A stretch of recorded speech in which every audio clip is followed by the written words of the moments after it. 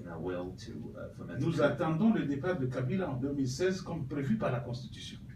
Therefore, we wait for the depart of Kabila, the leaving of Kabila in 2016. À mon avis, mon cher frère, nous devons prêcher par l'exemple. Nous nous promenons avec la Constitution.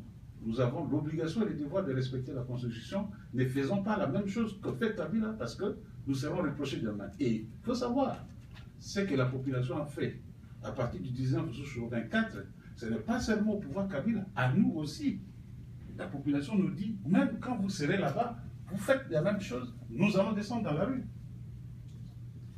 So this is why I believe, my dear colleagues, Baba, that we must lead by example. We must respect the Constitution in all endeavors, and this is what also what the message of the population is. It is that when tomorrow when we lead, if we also disrespect the Constitution, then they will flood the streets against us. Brièvement. En fait, la petite explication que j'ai voulu ajouter, the little explanation that I would like to add, c'est qu'aujourd'hui, la population congolaise rejette M. Kabila. Nous avons demandé la manifestation en un jour, mais la population s'est appropriée. Aujourd'hui, la volonté de la population, même si nous ne disons rien, ne veut plus de Kabila jusqu'à 2016. La volonté de la population, Kabila doit partir avant 2016 parce que c'est le désespoir total et c'est le chaos du pays. Today, the population rejects massively Kabila. We originally asked for a one-day demonstration, and the population took it upon itself to prolong that demonstration by 2 more days. Therefore, Kabila must leave before 2016 because the population massively rejects him, and it is in despair. C'est la première fois dans l'histoire du Congo, depuis 90, nous combattons la dictature, où la population s'est prise en charge pendant 1 semaine, pas d'école, pas de bus, pas de marché, aucune activité ne marche. Donc même pas les politiciens ne nous donnent pas l'ordre, la population va s'en charger et dégager M. Kabila. C'est fini pour M. Kabila et la population. This is our fight since 1990, since the date where we rejected dictatorship. And in 1990, for a week, nothing worked in schools, buses, markets, and the population was able to sustain for itself. And this is why Kabila is done, because the population will rise again. Thank you. Oui. Okay. Any other questions? What's happening with the vacuum? And this is, I think, a key question for everybody, even outside of Congo. Un instant, il traduit d'abord. Oui, bonjour, merci beaucoup. J'ai une question pour vous tous. Qu'est-ce qui se passe si Kabila part demain? Qui remplira le vide politique? Manga, oui.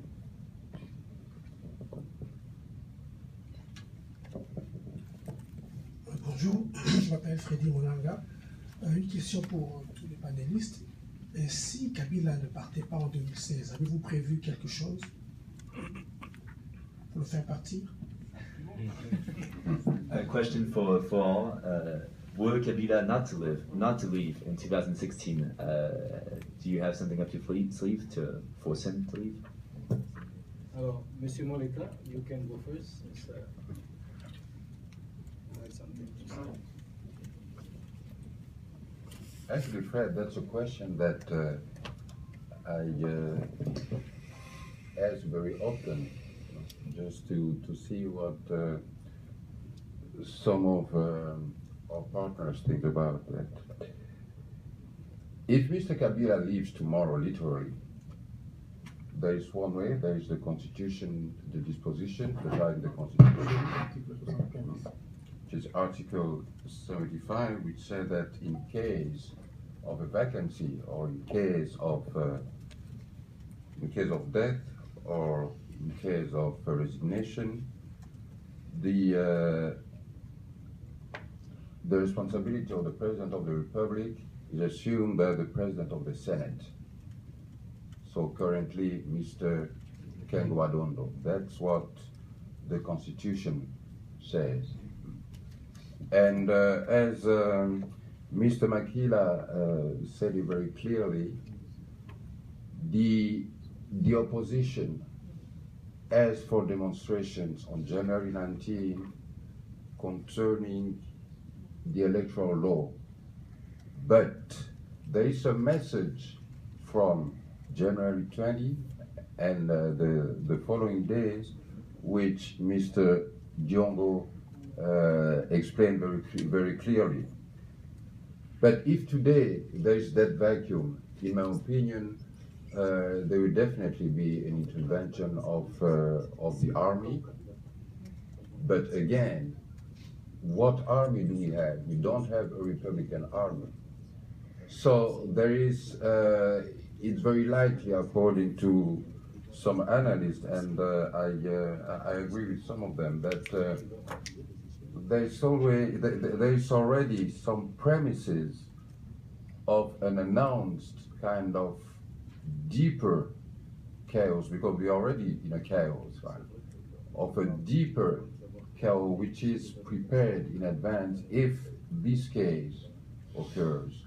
But I think we can't underestimate the capacity of a people, to organize itself, the capacity of a people to work itself for containing this kind of chaos.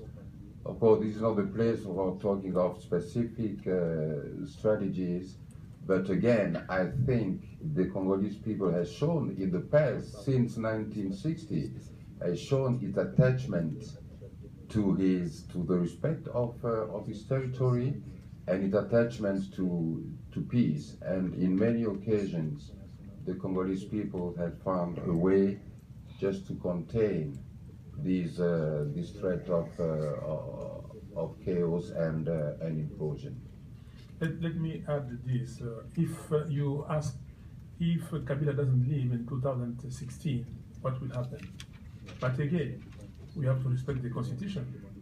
The Constitution is in its provision 64 says that the people of Congo has to send away anybody or group of people who want to stay or to take the power in force. That's why we are saying if Kabila wants to take power in force, he has to leave. Kabila may leave before 2016.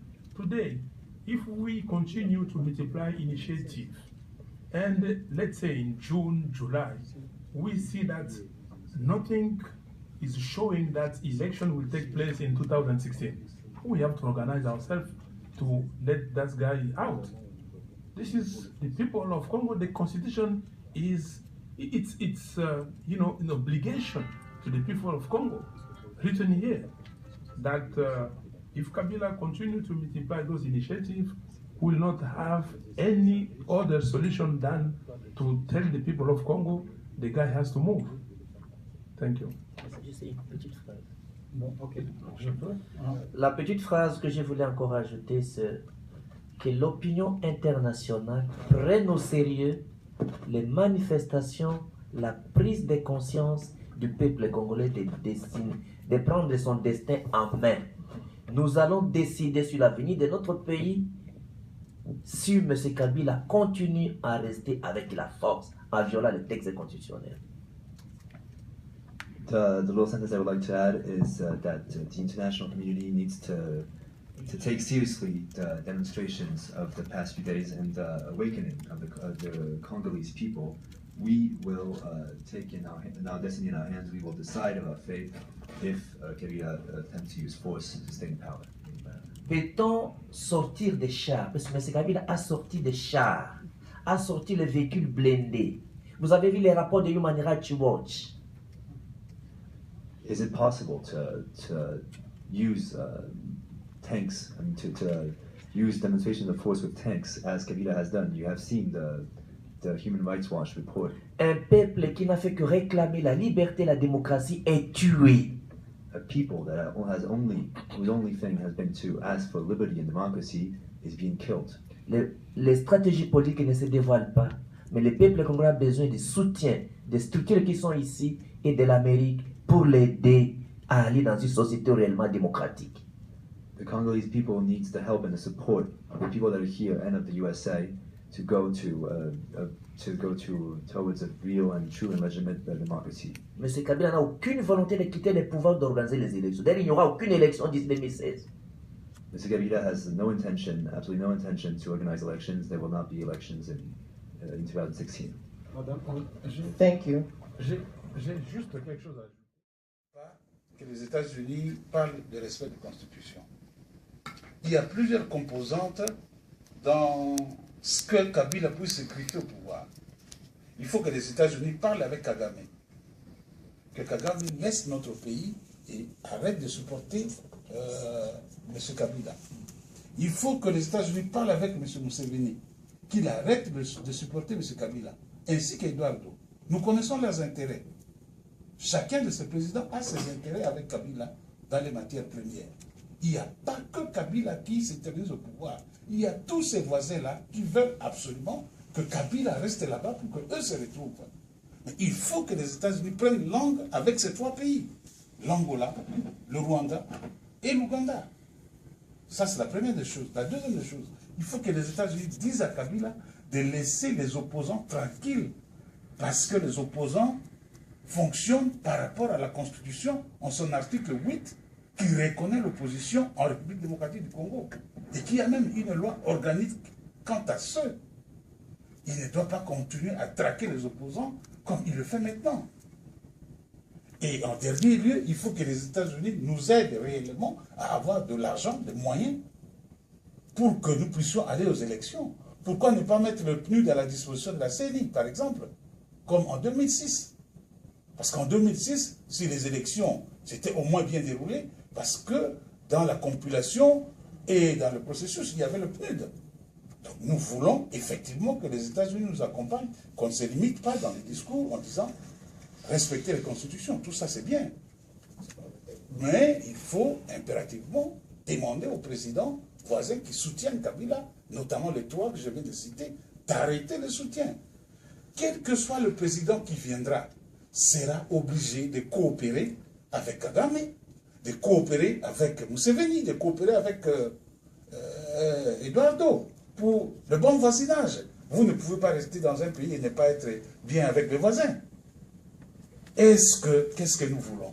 Nous voulons certes la stabilité du Congo, mais nous voulons aussi le bien-être de sa population.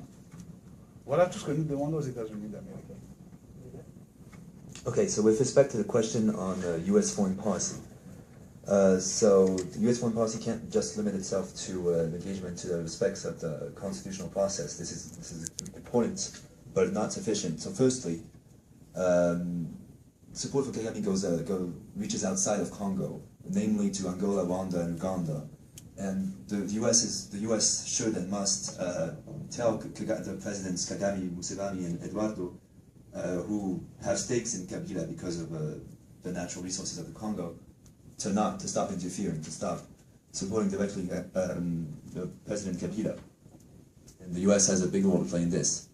Secondly, the U.S. should ensure that Kabila leaves the opposition alone, as is allowed for by the Constitution. And thirdly, the DRC needs money for elections, and a process as was done in 2006, where money was given to the CNI, should be repeated. Can be repeated.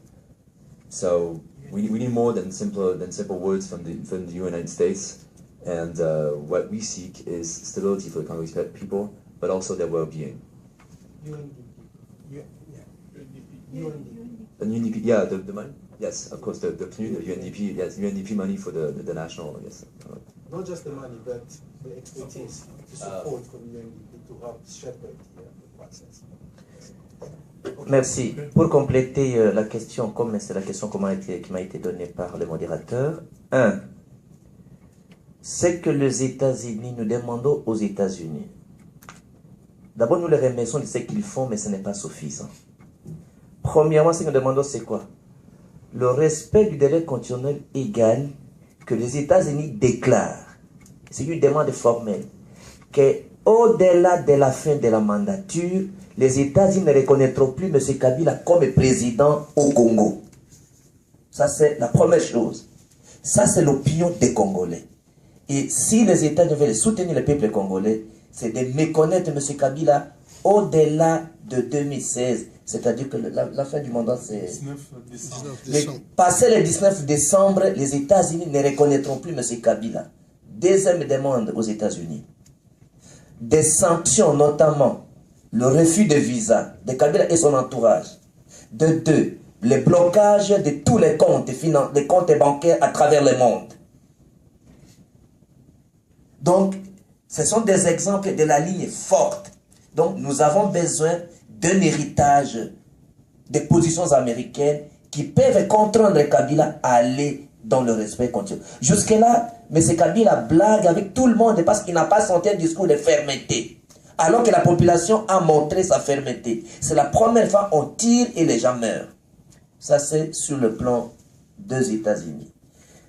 La deuxième petite observation, c'est quoi? C'est que dans l'histoire du Congo, les États-Unis, nous vous demandons qu'ils prennent une même position maintenant parce qu'en 1884, ils ont été le premier pays à reconnaître l'État indépendant du Congo comme État souverain et ami. Et j'ai le nom de l'ambassadeur qui est né de 1823, qui est mort en 1894, Cheton Sanford, qui a été nommé 7 fois à l'État indépendant du Congo.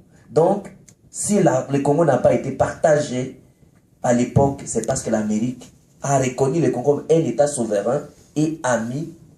Et c'est comme ça qu'on n'a pas réparti. Nous voulons que l'Amérique prenne une même position aujourd'hui pour sauver le Congo et la démocratie du Congo. Merci. Yeah, let me start with...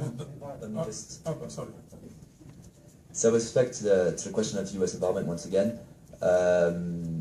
first off, thank you, but we need a firm hand, we need a firm line to constrain, to force Kabila to concessions, because for now he's been able to act freely, to laugh in the face of the context, although the population itself has shown its resolve. So we need that the U.S.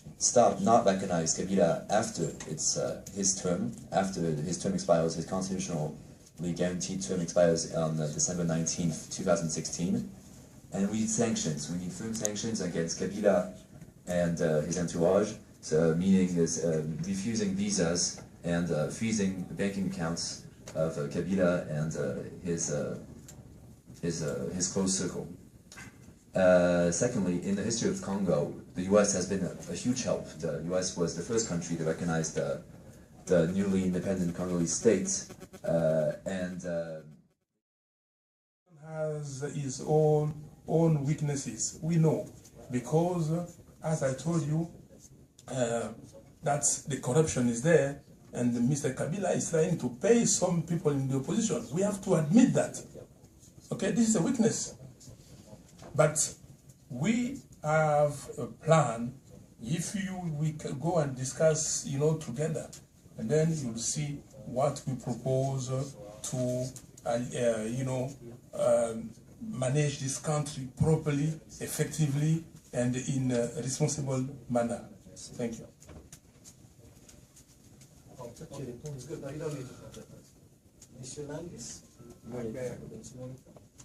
Yes. Funny enough, because most people know that my former boss was sworn in as the truly elected president of DRC on Friday, December 23, 2011. And I was among the people who organized that ceremony. I would like to thank again Doctor, because of course as an African American, you've had Martin Luther King. In DRC, we've had Patrice Lumumba when I was 3 and 4 years old. I had the privilege to jump on his knee. And I think what is common to those two figures is that they understood that the cause is bigger than yourself. The cause was bigger than them. To answer more specifically your question concerning the economic measures, I do believe that economic measures can be helpful, and I submitted a paper to Bemba, maybe to distribute to you. The title is Transparency is the Key. It's a 2013 article that I wrote and just updated, which emphasized the link between the siphoning of all the products of these our natural resources, which has been organized by some people in my country, people linked with the system currently in charge, how it affects the evolution of democracy in DRC. But as I have to answer to your question, in case of a vacuum today, responsibly the most organized organization or network today is the civil society, and most importantly the Catholic Church. So since you were talking about an interim kind of leadership, as a political actor myself, and since you said that we can't name our own leaders, I think it would be responsible to contribute with the civil society and most importantly the Catholic Church just to avoid some chaos that might become unmanageable. And I repeat, your question is about if there were a vacuum today. I think it was also Pete, Fred's question. But just to as a final word concerning this question, what about the military? Because we haven't mentioned the state of the military presently, which is, you have also that frustration within the military. You have that absence of an effective and well-defined hierarchy in terms of orders in the military. You have all those militia that are recurrent in several parts of our country. And I do believe that in case of a vacuum, and that's why I said we should support civil society, because there is a portion of the army which might prove very dangerous. Let me just put it this way. But again, civil society, the Catholic Church, they have